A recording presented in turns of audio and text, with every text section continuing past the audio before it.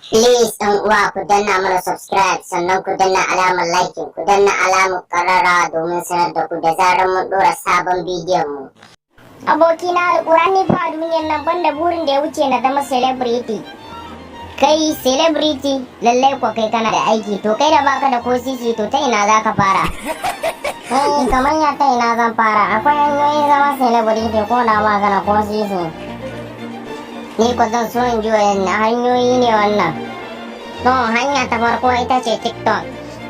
To a TikTok idan ka ci kai ka haukace ka zare ka zama mai kunnan ƙashi to shine za ka tara followers. Kaga idan ka tara mahaukatan followers ko ina ka shiga a gari lungu da sako za a ga an san ka kaga shi kenan ka zama celebrity. To kai kenan yanzu idan na fuskance ka so ka bude TikTok ka haukace shi kenan kai ma ka zama celebrity ko?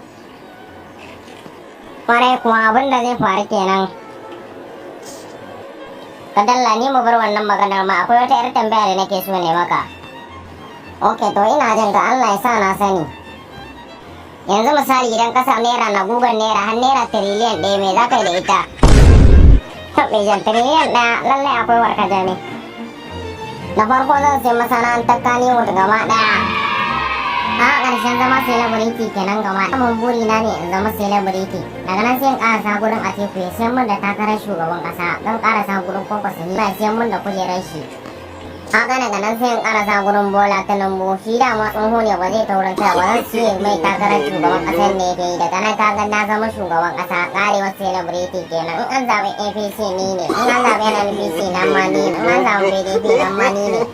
To kai yanzu yanda kake haka idan ka zama shugaban ƙasar Najeriya me za ka fara yi? Abin da zan fara yi na farko zan raba Najeriya biyu in siyar da rabi in siyo 'yan Afirka wayoyi in raba musu ka kowa ya buɗe TikTok ya mun following don zama celebrity.